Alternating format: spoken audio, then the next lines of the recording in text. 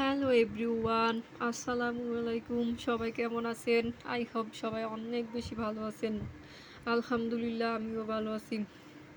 আজকে আমি আপনাদের সাথে শেয়ার করব আমি যেভাবে ব্রয়লার মুরগি রান্না করি।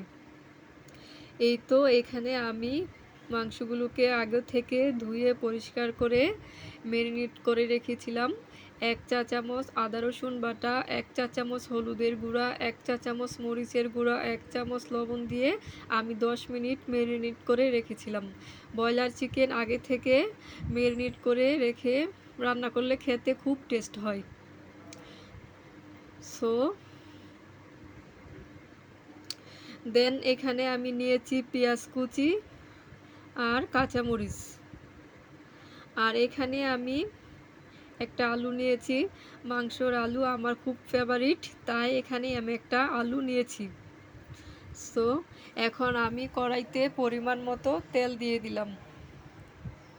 তেল গরম হয়ে গেছে, এখন আমি মাংসগুলো দিয়ে ভেজে নেব।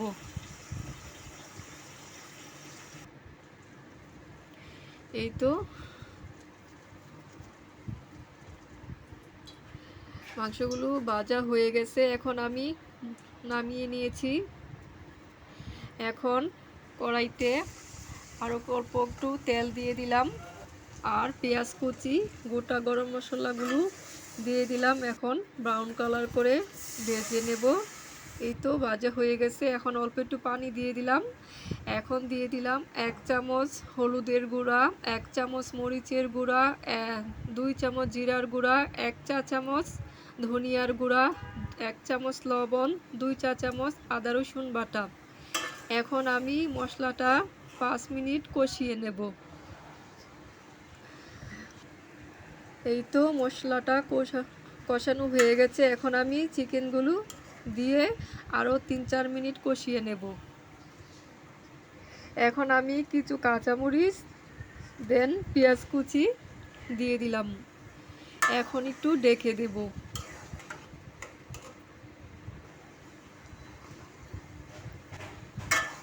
আর আলুগুলো দিয়ে দিলাম।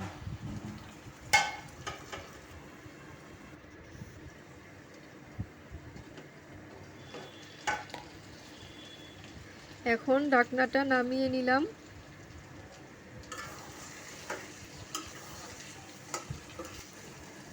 আরও ২-৩ মিনিট কষিয়ে নেব।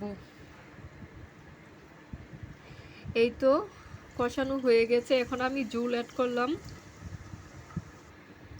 দেন এখন একটু ঢেকে দেব। এখন ঢাকনাটা নামিয়ে নিলাম।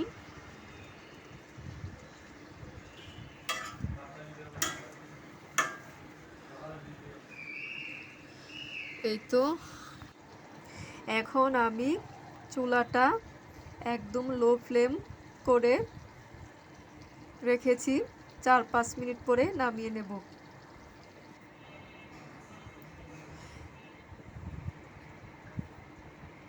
এই তো আলহামদুলিল্লাহ, আমার তরকারি রান্না কমপ্লিট। আশা করি বন্ধুরা আমার রেসিপিটা আপনাদের কাছে ভালো লাগবে।